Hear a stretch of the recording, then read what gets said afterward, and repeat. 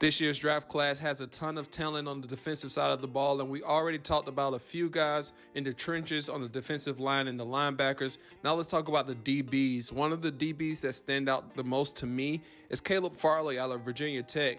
Now, of course, there's a lot of other talented guys on the cornerback position coming out this year. Pat Surtain out of Alabama, Shaun Wade from Ohio State. But Caleb Farley has stood out to me, one, for his build and the way he plays. Now, he was recruited by Virginia Tech as a receiver, switched over to cornerback, had a bad knee injury as a freshman, but was able to bounce back. And when you see him play, you can tell that he was once a receiver. Now, he's coming in at about 6'2" and 197 pounds, 200 pounds, I'll say. But he's got great size, but along with that size, he has some great speed, which you don't often see with cornerbacks of his size. And like I said earlier, the offensive game is evolving in the NFL, and these kind of corners are going to be more often. You're going to see more corners like this, with this build, with this speed, with the capabilities of Farley. So I think he's a guy that could get drafted and have an immediate impact on a team, whichever team drafts him. Now let's talk about some of the things that he does well. Hands down in my book, Caleb Farley is the best man-to-man cornerback coming out of the draft this year. I think he's the most polished to play lockdown man-to-man coverage throughout the course of a game.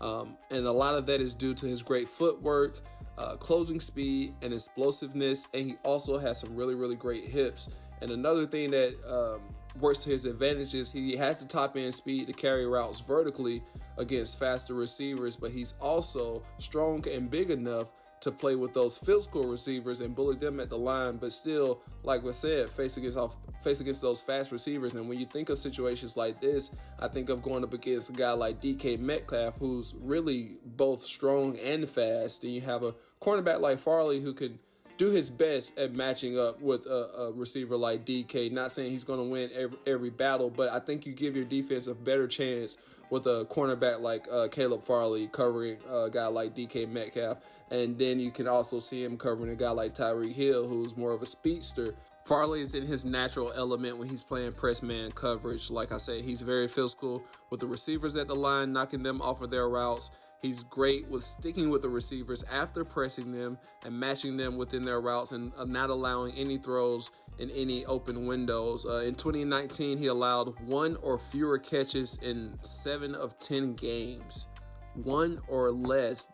After 1 is 0. So out of 7 of 10 games, he only allowed 1 catch, which is amazing for a DB, especially in today's football where the ball is being passed around all over the place.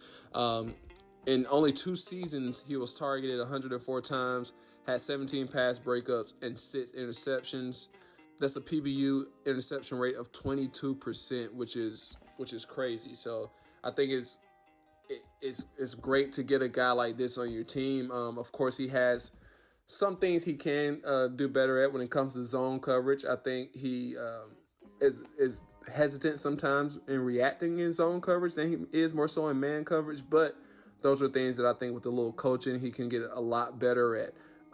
Another thing about his coverage is his catch point. He attacks the ball at his highest point. And I think a lot of that has to do with him playing receiver. It's the best of both worlds. You got a guy who has experience playing receivers and a guy who has transitioned over to the defensive side of the ball, and he's just using both of those tools that he learned from playing receiver and now at DB to become a better defensive back. And it's really a nightmare for wide receivers, especially ones who are used to winning either with their strength or their speed. When you go up against a guy like this, you really just have to you got to be better. You have to outwork him. You have to be the better player on that specific play, because athletically, he's not a guy that you're going to out-athlete. Hardly ever. He's probably going to be one of the better athletes on the field 9 times out of 10 every time he's on the field. So you're not going to out-athlete this guy. So trying to win with speed or strength, like I said, there's a chance to win. He's not going to win every play, but matching up wise, I think he does a great job of matching up against receivers with one or the other for sure. In zone coverage, like I said, he's definitely capable of playing zone coverage, and he has some great reps of him playing zone coverage on tape. But his athleticism allows him to mask some of those issues that he's seen in college playing zone.